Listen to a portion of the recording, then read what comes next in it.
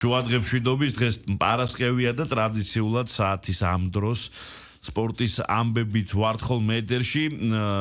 კარგად დაგვებედა ყოველ პარასკევს პრინციპში გვიწევს შესანიშნავი შედეგების შესახებ უფრო ფართოდ საუბარი, იმიტომ რომ უკანასკნელ პერიოდში მართლაც ბევრი რამ დაგროვდა ჩვენთვის საამაყო და მისასალმებელი განსაკუთრებით სპორტში. წინა კვირას დასრულდა ბათუმში მსოფლიოს თასი მაგიდის ჩოგბურთში, ხვალ იწყება მსოფლიოს ჩემპიონატი MMA-ში და ასე შემდეგ დიდ ტურნირებსო თავი დავანებოთ, რომელსაც საქართველო მასპინძლობს. მიმდინარე კვირაში ერთი ძალიან სასიხარულო ამბავი მოხდა, რომელიც უკავშირდება ფუტზალის ნაკრებს. ჩვენმა გუნდმა ზედიზედ მეორედ მოახერხა ევროპის ჩემპიონატის საგზურის მოპოვება. სხვათა შორის მოახერხა ძალიან მძიმე ბრძოლაში და ძალიან დიდი შრომის ფასად. ავთანდილ ასათიანი ჩვენი ეროვნული ნაკრების მთავარი მწვრთნელი არის დღეს ჩემთან ერთად სტუდიაში და აბსოლუტურად ყველა შეხვედრის შესახებ დეტალურად ვისაუბრებთ, იმიტომ რომ აღმოჩნდა, რომ ფუტზალიც ისეთივე პოპულარულია, როგორც ძალიან ბევრი სხვა სპორტის სახეობა და ამისათვის მინდა მადლობა გადაგიხადოთ იმისათვის, რომ ასეთი სიხარული მოუტანენ საქართველოს მორიგ ჯერზე. ერთხელ გასვლა სპორტში ამბობენ ხოლმე შეიძლება სადღაც რაღაც გაგივარდესო, მაგრამ მეორედ რო გადიხარ, თან სულ სხვა მოცემულობით ეს სულ სხვა წარმატებაა და მოდი დავიწყოთ თავიდან. როდესაც იწყებდით შესარჩევ ციკლს, რისთვის ემზადებოდით, რა გქონდათ პროგრამა მინიმუმი და პროგრამა მაქსიმუმი? მოგესალმებით პირველ რიგში, მივესალმები მსმენელს, მახო მადლობა შენ, რომ სულ გვერდში უდგახარ ქართულ ფუტზალს, სულ გვაშუქებ და ასე შემდეგ იმედია სულ ეს წარმატებული სერია გაგრძელდება და სულ ვიждებით ესე და ვისაუბროთ ქართულ ფუტზალზე. რაც შეეხება კითხვას, მოკლედ ჩვენი მიზანი იცით, რომ ფაქტიურად ახლიდან დავიწყეთ ეს შესარჩევი ციკლი, ახალი გუნდი გაკეთდა.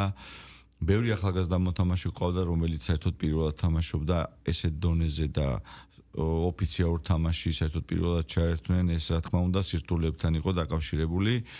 რო გითხრა ეხლა რომ ჩვენ აი პირველ რიგში დავისახეთ მიზანი, რომ აუცილებლად ევროპაზე უნდა გავსულიყავით, ნამდვილად მოგატყუეთ, მაგრამ აი ესე რაღაც ნაბიჯნაბით მინდოდა გავყოლილიყავით და პირველი თამაში ძალიან მნიშვნელოვანი თამაში ჰქონდა კოსოვოსთან სახში, საკმაოდ ძლიერ ნაკრებთან და აი იცით რა იყო, აი ეს ჰქონდა მიზანი, რომ აი თითეული თამაში რო გაგვემარჯვებინა და მე ეს უკვე დაგვანახებდა, რომ ჩვენ შეგვეძლო ევროპაზე ფიქრი თუ იქვე დაიმსხვეოდა პირველ ან მეორე ტურში სიტყვაზე.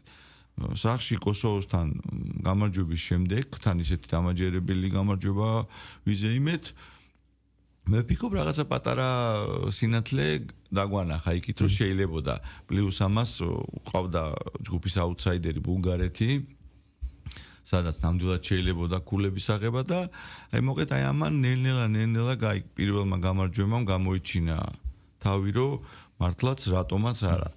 გამოჩნდა, რომ მე შემდეგი თამაში საფრანგეთში გქონდა ძალიან ძლიერ ნაკრებთან, იქ მართალია დავმარცხდით, მაგრამ იქ რაღაცა ჩვენი სიტყვა იქაც თქვით რა და აი სწორედ აი ამ საფრანგეთის ნაკრებს დაუბრუნდეთ, იმიტომ რომ ეს ისეთი ნაკრებია, რომელზეც ეს არ შეიძლება ლაპარაკი, იმიტომ რომ მინდა ყველამ გაიგოს რა დონის გუნდის წინააღმდეგ ვითამაშეთ, ნაკრები, რომელიც გამოკვეთილი ფავორიტი იყო საკვალიფიკაციო ეტაპზე, თავისი ფავორიტის სტატუსი, თავისი შედეგებიდან გამომდინარე დაადასტურა, მაქსიმალური ქულებით გავიდა ევროპის ჩემპიონატზე პირველი პოზიციიდან, ანუ პირდაპირ მოიპოვა საგზური და საქართველომ დაიკავა მეორე ადგილი და შემდეგ ჰქონდა სანამ პლეი-ოფამდე მივალდე საფრანგეთის ნაკრების ორი თამაში მინდა რომ აი ცოტა მეტი გვითხრათ, იმიტომ რომ ძალიან დიდი ფავორიტი და გუნდი, რომელსაც არ ქონდა რეალურად გამოცდილება ამ ფორმირებით. არ გამოგვჩეს, მანამდე სანამ ჩვენ ვეთამაშებოდით სოფლიო ჩემპიონატი იყო ახალი დამთავრებული და 4-ეულში ნახევარფინალში გავიდა, წარმოიდგინეთ რა ძლიერ გუნდთან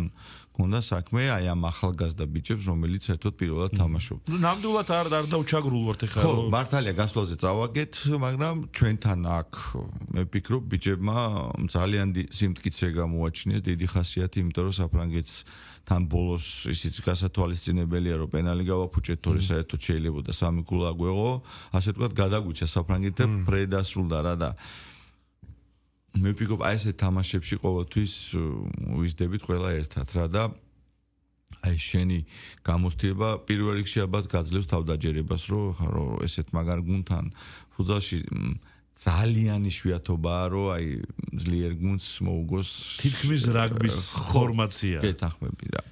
ამიტომ აი ძალიან დიდი სიმტკიცე მოგვცა ამან და კაია, იმიტომ რომ რაც ესეთ მე თამაში ვითამაშებთ, სწორედ ესეთ თამაშებში ბიჭები გაიზრდებიან და პირველ რიგში თავის დაჯერება, იმიტომ ხა ნუ შენ თუ შენი თავის აღჯერა რო გადიხარ, შანსი არ არის რომ რამე წარმატებაზე იფიქრო რა. და მე ხა დავიკავეთ მეორე ადგილი და კენჭის ხრით შეხვდა სლოვაკეთი მეტოქეთ, ორი თამაშის ჯამში გამარჯვებული გადიოდა ევროპის ჩემპიონატზე, ჩვენ თბილისში 4-1 მოვიგეთ. სხვადასხვა მე არ ველოდებოდი რომ ამ ხელა სხვაობა დაფიქსირდებოდა, იქ რაღაცა ეპიზოდები იყო, სადაც თითქოს იმართმა კონცენტრაცია დაკარგეს და ჩვენ ამ მაღალი კონცენტრაციის ხარჯზე მას ვქენით რა, ბევრი გავიტანეთ. ჩვენს გადავრჩით. გადარჩენითაც გადავრჩით. ახლა იცი რა არის, ძალიან დინამიური თამაშია რა ფუტზალი. ესე არ ხდება ხოლმე რომ მოწინააღმდეგე შანსი არ გქონდეს რა, პატარა სივრცეა, სადაც ცენცო გადასდები პირობითად გათმა შეგიძლია. ამიტომ მე ვფიქრობ, კარგი ნაკრები შეხვდა, მაგრამ იყო იქ ვარიანტები პლეიოფში, სადაც იტალია, კაზახეთი, რომელიც ცნობილი არიან თავისი ისტორიული ფუტზალით. ხო, არ გვინდოდა ნამდვილად ეხა სულერთი როგორ იყო ხო ეხა იტალიას მერჩვენა ან რუმინეთი შევხვედო და ან თუნდაც სლოვაკეთი ხო ამაზე ან უნგრეთი იყო კიდე შედარებით ნაკლები ვიდრე იტალია, კაზახეთი ან ბელგია ძალიან ძლიერი. მაგრამ განმეორებით თამაში გამოჩნდა რომ არც სლოვაკეთი იყო საჩუქარი. ეს აი ერთი წამითაც კი მე ეჭვია შემპოვარია რომ გასვლითი თამაში იქნებოდა ნუ რაღაც ძალიან მძიმე, იმიტომ რომ მე ვიცი სლოვაკეთის სიძლიერე როგორც 2022-ში ევროპის ჩემპიონატი ვითამაშე ჩვენ, იგი ისე ითამაშა სლოვაკეთის ნაკრებმა და ისინიც 8 საუკეთესო გუნდში მოხვდნენ. ანუ ჯგუფიდან გავიდნენ და წააგეს მეოთხედფინალში. შემთხვევით გასვლაზე წავაგეთ, მაგრამ ორი თამაშის ჯამში ერთი ბურთის სხვაობით მოვიგეთ. აი, როდესაც გასვლაზე ესეთი თამაში გაქვს, როდესაც იცი რომ სამბურთიანი მარაგით იწყებ, ანუ 3-0-დან იწყებ. იცი როგორ შეგვიშალა მაგრამ ხო, აი ეს ფსიქოლოგიური დამოკიდებულება მინდა რომ მოგვიყვეთ, თუ შეიძლება ამის ახსნა. როგორ არა, აი ხო ვითომ და 4-1 და ნახევარი ფეხით ვიყავით ევროპის ჩემპიონატს, მაგრამ აი ზუსტად არავითარი ნახევარი ფეხი არ იყო მაგ და სწორედ აი ეს 4 დღიანი პაუზა, აი ძალიან დიდი მუშაობა დამჭირდა მე იმისთვის, რომ ბიჭები დამერწმუნებინა იმაში, რომ ეს 4-1 საერთოდ არაფერს არ ნიშნავს და რაღაცა მხრივ ბიჭებმაც იცოდნენ იქაური თამაშის ფასი რა იქნებოდა რა. ამიტომ მე ვერ ვიტყვი ხა რომ სლოვაკეთის წაგება ცოტა ჩვენმა რაღაც შევიფერეთ, არ იყო, ნამდვილად არ იყო, უბრალოდ არა მაგარი თამაში გამოვიდა ხა არის მოწინააღმდეგე ხა მაგასაც უნდა აღიარება აშკარად მათი როგორ პირველ თამაში ვაჯობეთ, ისე მეორე თამაში გვაჯობეს, მაგრამ ერთადერთი რაც იქ აშკარად ვფიქრობ ჩანდა და ამაში ამბავთ ორი აზრი არ არის მოგებიჟინი ჩვენ უფრო ქონდა რა. მე სხვადასხვა სათამაშო კლასსაც გამოვარჩევდი, იმიტომ რომ იქ რაღაც კონკრეტული ეპიზოდები იყო, სადაც აი მე რო ყოფილიყავი ნეიტრალური მაყურებელი და მეყურებინა ვიტყოდი რომ მოდი ჯობია საქართველოს გავიდეს. არ ვიცი ეს შეიძლება მე არა ვარ ახლა ობიექტური, მაგრამ აი ეს კონკრეტული ინდივიდუალური მომენტები რომელიც მაგალითად ფუტზალს უფრო ლამას ხდის, ჩვენ უფრო მეტი გქონდა რა ამ კომპონენტში. არ ვიცი შეიძლება ვწდები. ეს ობიექტურობა მეც გეთანხმებით, მეც მაგას ვიძახდი, მაგრამ ნუ ალბათ შეიძლება ყველა ქართველმა, ყველა სლოვაკი პირიქით იტყოდა, მაგრამ ნუ რაც ჩანდა მეორე თამაში განსაკუთრებით ბრძოლის ჟინი ჩვენ უფრო გქონდა განსაკუთრებით გოლებიც ეგრე გავიტანეთ რა განსაკუთრებით ბოლო წუთები სადაც აი მთელი ნაკრები ჩავწექით იმიტომ რომ მოგეხსენებათ იქ 5 ფოლის მერე შენ უკვე საშიშროება გაქვს პენალი მიიღო ამიტომ მე გარე გამოიყვანეს იმათმა ხო ამიტომ ნაკრები უკვე რისკს ფაქტიურად ჩვენ ვეღარაფერს ვეღარ ვისკავდით და ერთადერთი ბოლოს გადარჩენა ჩვენი იყო ის რომ ყველანი უნდა ჩავწოლილიყავით უკან ისე რომ აი 1000% გვებძოლა და მე ვიძახი რომ კიდე ერთხელ აი თქვენი ეთერის საშუალებითაც ბიჭებს ძალიან დიდ მადლობას ვეთქვი აი სწორედ მაგ თავის ქვეყნის სიყვარული, თავის საქმის სიყვარულმა ჩვენ დღეს გაგვიყვანა ევროპის ჩემპიონატს. როდესაც ევროპის ჩემპიონატის საკითხი საჩვენოდ გადაწყდა, თქვენი კომენტარები მოვისმინეთ, გავუშვით სადაც გასაშვები იყო ყველა მედიამ წაიღო ეს კომენტარები დიდი სიამოვნებით და იქ შენ ესეთი რამე თქვი რომ მე შტაბეშტილებამ რჩებაო რომ ესეთი გულშემატკივრობის ხარჯზე როგორც თქვა საქართველოშია თბილისის დარბაზში ყველას მოუგებდა მე სხვანაირად ვთქვი, მაგრამ აზრი კი ბატონო.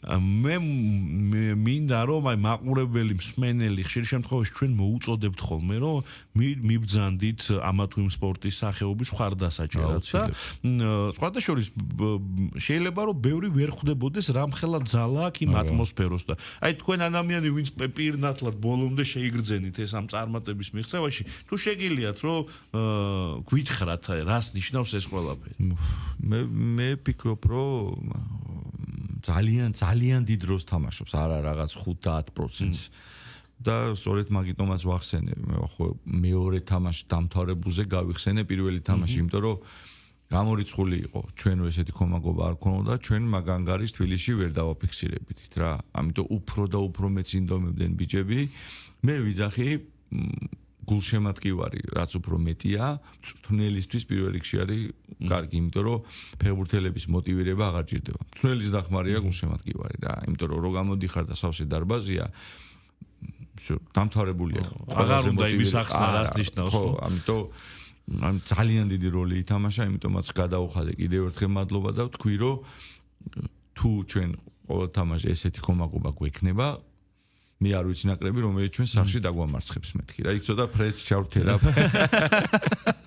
ხო ამიტომაც ჩვენი კომაგები რომელიც სახლის თბილისის თამაშზე კომაგები 40 წუთის განმავლობაში არ გაჩერებულან ამიტომ ნუ არ ვიცი პრმა უნდა იყოს ეს ვერ დაინახო და უნამუსო უნდა იყო რომ მადლობა არ გადაუხადო ამიტომ და შორის თქვენ გაქვთ თქვენ სპორტის სახეობაზე მოწოდებები აღარ არის საჭირო და ის ინფორმაციის ეს ჭარბიდობის რომ მიდით და რო ეგ არ დაგჭირდება იმიტომ რომ ერთად შეგვიძლია რაღაცა გავაკეთოთ და როცა უკვე ცოტანი ვჩები და ცალკე ვართ არ წარმოუდგენელია და შორის პირადად ჩემი აზრია რომ აი ხელბურთის პლეი-ოფი მოვიგეთ ჩვენ თბილისში საბერძნეთთან მაგარი თამაში ისიც აი ზუსტად ანალოგიური და 10000 კაცი მივიდა თითქმის 9,000 რაღაც ანუ 10 ვერ შეივსებობდნენ და ყოფილიყო 500 კაცი და წარმოიდგინე ჩვენი გუნდის კაპიტანი შუა თამაში მუხლი სერიოზული ტრავმა მიიღო ორჯონიკიძე ხო აი მგონია რომ მან ბევრი რამე ასე რომ გულშემატკივრებს ვეთყვი რომ მხოლოდ იქ მისვლა და მზესუმზირის ჭამაც შეიძლება რაღაც საქმე იყოს და გულშემატკივრობა ხო მით უმეტეს საქმეა და მეც მადლობას გიხდით ამისათვის ცოტა მინდა უკან დაუბრუნდეთ და გულწრფელად გითხრათ რომ ამ ნაკრების აი ამ ფორმაციის შემადგენლობის ძალიან ბევრს არ ჯეროდა შესარჩევი ციკლის დაწყებამდე. და მე ხა მოკლედ ვიტყვი რატომ. საქართველოს ნაკრები ამ დრომდე გაჯერებული იყო ლეგიონერებით, რომელიც იყო საერთაშორისო პრაქტიკა, ძალიან მაღალი დონის ლეგიონერებით, რომლებმაც პირველი საგზური რეალურად მოგვიტანეს, რამდენჯერმე ახლოს ვიყავით ამ საგზურთანაც და ზოგადად საქართველოს როგორც ფუტზალის ნაკრები, მათი შექმნილია, მათ დიდი დამსახურება აქვთ, რომ გვიცნობენ დღეს. მეგრე მქონდა ჩვენ სამართლებრივი დავა UEFA-სგან და მოკლედ აგვეკრძალა ლეგიონერების დამატება დაგვჭდნენ მარტო ქართველი მოთამაშეები რომლებიც იმ ბრაზილიელების ფონზე არ იყვნენ შესამჩნევები მე ხა ამ ყველაფერს ვამბობ როგორც ერთი რიგითი გულშემატკივარი ამიტომაც ძალიან ბევრს არ ჯეროდა ამ ნაკრების მაგრამ აღმოჩნდა რომ ზუსტად ისეთივე შედეგი დადო როგორც იმ ნაკრებმა უფრო მეტი გულა ავიღეთ ჩვენ შესაძლოა 13 ქულით ეს ნაკრები როგორ დააკომპლექტეთ და ქონდა თუ არა თქვენ ეს სანერვიულო კომპონენტი იმიტომ რომ თან ჩვენ უკვე რაღაც კონკრეტულ თამასაზე ასულები ვიყავით აუცილებლად აი მადლობა ამ შეკითხვისთვის იმიტომ რომ აი ზუსტად იყო აი რაც თქვია ხო აიგრია ზუსტად იმიტომ რომ იმის ფონზე რაც ჩვენ აი ნატროზე ბრაზილებმა დაგვიტოვეს და უკვე თანაბრად ვეთამაშებოდით იგივე ესპანეთს იგივე მეხუთე ვიყავით ევროპაში რეიტინგში წარმოიდგინეთ აი ეს 4 გრანდი გიჟები და მე მოდიოდა საქართველოს ანუ ჩვენი სიტყვა ვთქვით ევროპაში და უცებ ხა ამ ყველაფრის მერე იწყებ 0-დან დაგჭა ის მოთამაშეები ვინც ბრაზილიელებთან ერთად მართლა გაიზარდნენ და ამან ძალიან დიდი როლი ითამაშა პირობითად ავიღოთ აი ეს ჩვენი კაპიტანი მაგალითად ტოპურია რომელმაც აი ბრაზილიელებსგან ძალიან ბევრი რამე ისწავლის ამიტომ ამ ნატროზე 100 თამაში ტოპურიას ეროვნული ნაკრების მაესტრო თოდუას ძალიან დიდი როლი ითამაშა იმიტომ რომ თავის კვალი მაინც დატოვეს ბრაზილიელებმა. გინდა არ გინდა, ჩვენ თამაში აგვიწიეს და სწორედ მკითხე ხარ რომ აი სანერვიულო იყო. სანერვიულო იყო იმაში რომ ჩვენ მოვიყვანეთ ახალგაზრდა მოთამაშეები, წეგან ვახსენ რომელიც ფეხს იკიდებდნენ, პირველი მეორე თამაში იყო ნაკრებში და რა თქმა უნდა ჩვენ მაგალითად ყავდა ჩაგინია რომელიც ერთ-ერთი ყველაზე ძლიერი მოთამაშე იყო ელისანდრო და უცებ პატარა ბავშვები რომელიც პირველად თამაშობენ ევროპის შესარჩევს. შეიძლება მაყურებელმა უბრალოდ დააბნიოს. ბუნებრივიც არის ხო ახო რომ მათ ჭირდება დრო, რომ ფეხი მოიგონონ, თავის სიტყვა თქვან. ამიტომ იყო სანერვიულო, მაგრამ მე ვფიქრობ ეს სასიამოვნო სამუშაო პროცესია რა და მე მგონი ბიჭებსაც ამის გამო უფრო მეტი ჟინი მიეცა. კი ბატონო, ამ ყველაფერმა ერთად შეიყარა თავი, დავჯექით, ვისაუბრეთ, კაი ხანი და ნამდვილად მქონდა ჩვენი მისაბაბი რომ რაღაცებზე გვეფიქრა რა. ჩავატარეთ სანამ შესარჩევი ჩატარდებოდა, დაიწყებოდა 8 ამხანაგური თამაში. ამ 8 ამხანაგური თამაშიდან 6 მოვიგეთ თან საკმაოდ ძლიერ ნაკრებებთან რა. იქ რუმინეთს მოვუგეთ 2-2, იქ აზერბაიჯანის ძლიერ ნაკრებს მოვუგეთ. ამიტომ ბიჭებმაც რაღაც ეს შემთხვევით ხო არ ვიგებთ. ანუ ეს ნელა წმენა წამოვიდა და ეს სანერვიულო ფონიც ნელა გაქრა რა და აი სწორედ წეგან თქვით ამ შესარჩევზე ნაკრებმა აიღო 13 ქულა. უფრო მეტი რა ჯგუფში მე ვიძახი რომ 8 ევროპულ ქვეჯგუფებში ერთ-ერთი ყველაზე რთული ჩვენი იყო ჩვენ კოსოვო, საფრანგეთი და ბულგარეთი. კოსოვოს ორივე თამაში მოვუგეთ, საფრანგეთს ერთი პრევე თამაშით. ნუ ბულგარეთთან კაია ორივე მოვიგეთ, ესეც აი ნაღდ მოსაგებ თამაშებს რო იგებ, ესეც უკვე თავდაჯერება რა. იმიტომ რომ არ ქონდა მაგის ფუფუნება ადრე, მაინც მოგდიოდა რაღაც. ფაქტობრივად დიდ ფეხბურთშიც ეგრეა, მაგით ისაზღვრება კლასი, იმიტომ რომ ერთმა გუნდმა შეიძლება მეორეს მოუგოს შემთხვევით ყოველთვის, მაგრამ გუნდი რომელიც ნაღდს იგებს, ცოტა ჟარგონულად ვამბობთ, ანუ სადაც ფავორიტად ითვლება გუნდი და ქულებს არ კარგავს მოწინააღმდეგესთან, აი ეგ არის ზრდის აუცილებლად 100%-იანი. მაგით შეგიძლია რომ შეაფასო. კი ბატონო. აი სტაბილურობას მოაქვს უკვე ეს ყველაფერი და რომ ყველამ ერთადო დავინახეთ ეს სტაბილურობაც მოდის და მოსაგებ თამაშებს ვიგებთ, გრანდებს ვეჭიდავებით, საშუალო დონის ნაკრებებს უკვე უგებთ. კოსოვოც ძალიან ძლიერი ნაკრები იყო, თუ გახსოვს შენ ხო? მეორე თამაშის გასვლა მოვიგეთ ჭუბი, ომი, ყველაფერი ერთად. ანუ დარბაზიც რაღაცნაირი იყო. კი, ძალიან ის ემოციური იყო, იქ იყო რაღაც ისეთი უწმაწური ისინი, რომ ჩვენ წამოვეკიდეთ და მანდ კიდე რა დავინახეთ, იცი ხო, რომ გარდა იმისა, რომ ჩვენ გამოვაჩინეთ ქართული ხასიათი და არც 1 მილიმეტრი არ დაუთმეთ ბრძოლაში, ნახე, არ შევყევით აი იმ ბინძურ რაღაცეებში და უკვე პროფესიონალიზმიც გამოჩნდა ამ ბიჭებში და რავი, მაგრამ მიხარია იცი რა, რომ აი ეს ყველაფერი ერთად დაფასდა და ჭირდებოდა აი ამ თაობა ნაკრებს, აი ეს რწმენა, რომ ეხა რომ იქ რასაც ნახავენ, მე უკვე ნანახი მაქვს. ეგ კიდე ცალკე დონეა, რომ შემდეგი შესარჩევისთვის კიდე მაგარ мотиваციას მიცემს, რომ იცი როგორ მოუნდებათ კიდე იქ დაბრუნება? აუცილებლად დაბრუნების ემოციები უფრო დომინანტურია ხოლმე ხშირ შემთხვევაში, ვიდრე პირველად მოხვედრის, ეგ ყველა სპორტში ესეა. მე ვიცი, რომ ჩვენმა ბრაზილიელებმა ძალიან დიდი სიხარული გამოხატეს იმ ბიჭებმა, რომლებიცაც აღარ აქვთ უფლება საქართველოს ნაკრებში თამაშის. აი, სულ ვიტყვი ყველგან ვიტყვი მაგას, აი მე ვამაყობ იმ გატარებული დროით მანთან ერთად სადღაც გამოვიდა 6 წელი, რომ აი ესეთი მაგარი მეგობრები და ოჯახის წევრები შევიძინეთ. თითქმის ყველა მოთამაშეს, ვისაც ჩვენთან უთამაში, თამაშის წინ ყველა ვიდეოები გამოგვიგზავნა სამოტივაციო, რომ ბიჭებო თქვი, იცოდენ ახლა ჩვენთვის რა მძიმე იყო და ჩვენ ვიცოდით იმათ როგორ უნდა და ჩვენ გვერდში ყოფნა, მაგრამ ნუ ცხოვრება რაღაცეებს ცვლის ხოლმე, ამიტომ ჩვენ არ უნდა მივსტიროთ წინა ისტორიას და პირიქით უნდა გავიხედოთ წინ. ეს ახალი ფორმაცია ვახსენეთ ევროპის ჩემპიონატამდე პრინციპში ძალიან ცოტა დროა სპორტული თვალსაზრისით, დარჩენილი თქვა დაგეგმვის თვალსაზრისით და სიახლეების თვალსაზრისით. მაინტერესებს აი ამ შემადგენლობას თუ აქვს რესურსი ჯერ ერთი იმისა, რომ უფრო მაღალ რეზულტატზე გავიდეს და მეორე. არის თუ არა დღეს საქართველოში ფუტზალში ისეთი კონკურენცია, რომ თქვა თუნდაც ახალი სახეები გამოვაჩინოთ. მოკლე პერსპექტივაში და ცოტა ვრცლად, იმიტომ რომ მე ვიცი პირველი ევროპის ჩემპიონატის თამაშის შემდეგ გარკვეული რაოდენობით გაიზარდა და ინტერესები. კი ბატონო, ნამდვილად გაიზარდა.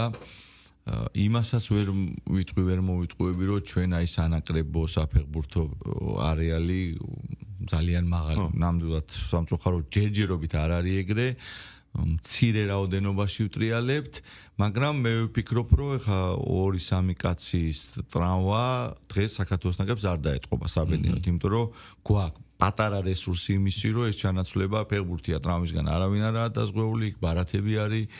ამიტომ აი ამ ხრივ პატარა არეალში ჯერჯერობით კარგად ვართ, მაგრამ მე ხედავ, რომ მაგის პერსპექტივაც არის, რომ ეს არეალი გაიზარდოს, იმიტომ რომ აუცილებელია კონკურენციის გარეშე, ხო? არანაირი საქმე არ კეთდება რა. აი საკლუბო დონეზე როგორ ვართ? აი რამდენი გუნდი თამაშობს მაგალითად ჩემპიონატს? ეროვნული უმაღლესი ლიგა 8 გუნდიანი ჩემპიონატია, მეორე ლიგაშიც 8 გუნდია და ამ 8 გუნდში მე ვიძახი, რომ აი მოვიდეს ვინმე და მოიგოს აბა საქართველოს ჩემპიონატი. ძალიან რთულია. შეიძლება კლასი არ არის ისეთი მაღალი, ოღონდ ჩანს რომ უკვე ნენელა კლასიც იმატებს, ყოველ წელს უკეთესი და უკეთესი ხდება საქართველოს ჩემპიონატი და ამისთვის ხო მე აუცილებლად მინდა რა აი ყველანაირი გადაჭარბების გარეშე ფეხბურთის ფედერაციას უთხრა ჩემი მხრიდან დიდი მადლობა, იმიტომ რომ მათ გარეშე წარმოუდგენელია სანაკრებოზე ხო საუბარი ზედმეტია და საქართველოს ჩემპიონატი ჩანს რომ ყოველ წელს უკეთესი და უკეთესი ხდება რა და რაც უფრო მეტი ჩართულობა იქნება, მით უფრო სანაკრებოდ იქნება კარგი და მინდა ორი სიტყვითაც სანაკრებოს შევეხო რა ისეთი გვერდში დგომა გრძნობთ ფეხბურთის ფედერაციის მხრიდან, რომ აი ჩვენ სულ ვცდილობთ, რომ ჩვენი მხრიდან აი რაღაც აი კაი თამაში დაუბრუნოთ უკან რა, იმიტომ რომ არ ვიყავით ადრე მიჩვეული იმასო, რაღაცა ფუფუნება გქონოდა რა, ამიტომ იყო ისეთი ხელშეწყობა, დაწმუნებული ვარ, იგივე გაგრძელდება, გრძნობთ ამას 2-აზე არ არსებობს და აი ფეხბურთელი გრძნობს, რომ ფეხბურთელია მარტო ფიქრობს თამაშზე, არანაირი სხვა პრობლემა არ აქვს, როცა სანაკრებო თამაშები მოდის. ბილეთი აქვს, სასტუმრო აქვს, კვება აქვს, თავარი მინიმალური პირობები და კარგი რაც არის დაფასებულად გრძნობს თავს. ესეთი ადამიანი ყოველთვის ორმაგად მაგრა თამაშობს ვიდრე ჩვეულებრივი. კარგია და შედეგებში საისახება. მე მაქვს კიდე ერთი შეკითხვა, იმიტომ რომ საქართველოში ფეხბურთს ბევრი თამაშობს, კი არა, ყველა ფეხბურთს თამაშობს, რაღაც ასაკში ყველას ნათამაშებია, ეზოში მინიმუმ. თუ არის აი ადრე მე მქონდა გაგებული რომ ვიღაცამ დაინახა ქუჩაში ბავშვი რომელიც კარგად სწავლობდა მათემატიკას, ბიოლოგიას, მუთხრა წამოდი ფუტზალი ითამაში და მე ვთქვათ ითამაშა რა. ზეღარ რა ისტორიაც გარეთ რაც ისტორიაც მომიღებ. ხო და აი დღეს თუ არის ვთქვათ მაგის შანსი რომ ფუტზალი განვითარდა, გახდა უფრო რთული და არის თუ არა მაგის შანსი რომ შემთხვევით ვიღაცა ესე ნაკრებში მოხვდეს. არა, ესე ხა ვახორაიც ხა ნაკრებში პირდაპირ ვერ მოახვედრება. არა, ნუ კლუბში ხო შეიძლება. ხო, როგორ არ შეიძლება.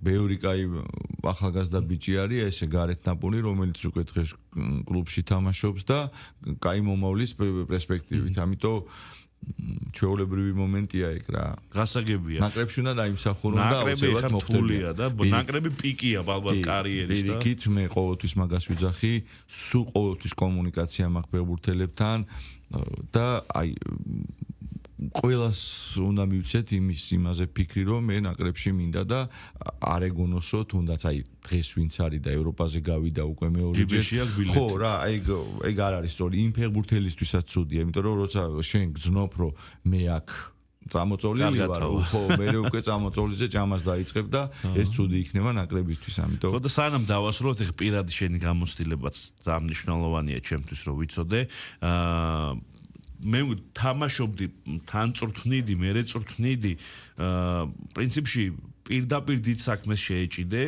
გამოგივიდა გავიყვანე ევროპის ჩემპიონატზე ჯგუფიდან გავედით და მოკლედ ჩვენი სახელი დავტოვეთ ევროპულ ფუტზალში მეხუთე ვიყავით ევროპის რეიტინგში და აი ამ გადმოსახედიდან შენი როგორც პროფესიონალის უნარები მინდა რომ დაახასიათო. ვიცი რომ არ არის ადვილი საკუთარ თავზე პოზიტიურ კონტექსტში განსაკუთრებით საუბარი, მაგრამ რო გძნობ თუ არა იმას რომ როგორც სპეციალისტი დღეს გაცილებით სხვა დონეზე ხარ ვიდრე თქვათ იყავი სანამ ჩვენი ნაკრები ევროპაზე გავიდოთ. ორი აზრი არ არის, თუნდაც ადამიანის თვალსაზრისით ხა უკვე სანაკრებო დონეზე ვახ 127 თამაში ჩავატარე, ხა ბოლო სლოვაკეთი იყო და შენ თუ ამდენ თამაში გამოცდილება და პროფესიონალიზმი და ცოდნა არ გიგროვდება, ნუ წარმოუდგენელია, ხო? თუნდაც აი იმ ასპექტში რომ ადრე თავიდანოფერს ვიკიდებდი, ძალიან ფიცხი ვიყავი და აი შემეძლო 20 წითელი ამეო და მოთამაშესავით იყავი, ხო? ხო და ნუ ეს უკეთ ნელა გამოცდილება რომ მოდის, ეხა რა თქმა უნდა მე პირველ რიგში აი ამ ჩემ პროფესიონალიზმსაც შენ მკითხე ჩემ თავზე ხო რა 200-ზე არ არის ხო ვერ დავიწყებ საუბარს ჩემი გუნდი მაძლევს მაგის საშუალებას რომ აი ცოტა ისე ვიყო რა რომ მაგარი გუნდი მყავს ეს იმას არ ნიშნავს რომ მე მაგარი ვარ მაგარი ბიჭები მყავს რის გამოც მე ხვდები ალბათ ნელა ძლიერი რა და დარწმუნებული ვარ ეს ისეთი მაგარი ბიჭები არიან კიდევ უფრო მაგარს გამხდიან მე რა ამიტომ ეს სამუშაო პროცესია და აი საერთოდ მაგარი ვარ როცა იტყვი აი უკვე თავდება შენი კარიერა რა ეგ არის გამორიცხული რა გასაგებია და ბოლო სანამ დაგემშვიდობებით სამი ქვეყანა იქნება მასპინძელი იანვრის თვეში დაიწყება ევროპის ჩემპიონატი არის ლიეტუვა, ლატვია და ფინეთი. არა, სლოვენია. თქვენ აქ თუ არა მნიშვნელობა თქვათ გეოგრაფიულად თქვენთვის, იმიტომ რომ ყველაფრის მნიშვნელობა აქვს ზოგადად და თუ მთავარია კეჭის რა იყოს კაი. თუ დამიჯერებ, აი გეფიცებით აი თელი შესაჩევი რომ მიდიოდა პლეიოფში რომ გავედით. მე არ მქონდა საკითხული არ ჩამიხედია როდის არის კენჭისყრა. იმიტომ რომ ფორსები 24-ში 28 ოქტომბერს არის. ანუ როგორც კი დამთავრდა სლოვაკეთის მეორე გასვლით თამაში, ავიღე შევედი UEFA Com-ზე და ვნახე 28 ოქტომბერს. ანუ როცა ძალიან შორს არის ჯერ არ ფიქრობ, იმიტომ რომ შეიძლება ვერც მივიდე იქამდე რატო ჩავიხედო და არ მიყვას წინასწარ ხოლმე კენჭისყრა. ჩავიხედე 28 ოქტომბერს არის. სამი მასპინძელი ეს მესამეც სლოვენიაც რაღაც პოლიტიკური იმის გამო რომ ბელარუსიას არიღებს ლიეტუვა, ლატვია იქ, ამიტომ ჩართეს მესამე ქვეყანა ვინც გასული იყო. მე ვიძახე ამ ბიოგრაფიულად ესე არა ტერიტორიულად ზამთარია ყველგან სიცივე იქნება. ყველგან განსაკუთრებით ლიეტუვა, ლატვიაში ხო, მაგრამ რაღაც ამხრივ ხა მაინც იყურები შენთვის სასიკეთო იმას და აი პირობითად სლოვენიაში რომ მოხდე სლოვენია პირველი კალათა ან მეორე კალათა იქნება რომ ძალიან ძლიერია ლიტვაში რომ მოხდე ხა ლიტვა პირველად არის ევროპაზე მაგრამ ისეთი ძლიერი რა თქმა უნდა არ არის როგორც სლოვენია და რაღაც ამხრივ მაინც სასიკეთო იმებს ეძებ ყოველთვის ნელი ეგრე არა მოკლედ ლიეტუვას უკომაგოთ თუ არა ეხა ეგ მითხარი და 24-ში ამოგვივიდეს არ იქნება ცუდი ვარიანტი მაგრამ ეს იმას არ ნიშნავს რომ შენ ლიეტუვას ლატვია როგორი დონის ნაკრებია ძალიან მოუმატა ჩვენ აგერ შარშან ორი ამხანაგური თამაში თბილისში თვეთამაში და საკმაოდ ძლიერი ნაკრებია იტალიელი ძალიან სერიოზული მწვრთნელი ჩაიყვანეს ასე რომ საინტერესო პროცესი იქნება ველოდებით 24 ოქტომბერს სადაც უკვე ჩვენ ჯგუფს გავიგებთ დაგეგმილი გვაქვს ოქტომბრის ფანჯარა, ნოემბრის ფანჯარა, დეკემბრის ფანჯარა. დაახლოებით რამდენი მატჩი?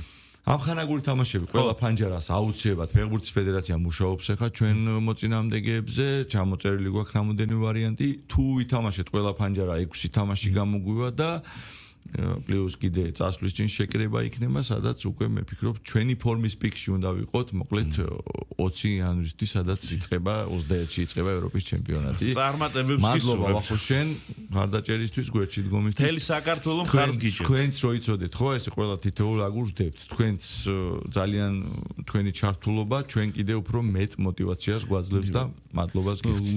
დიდი მადლობა.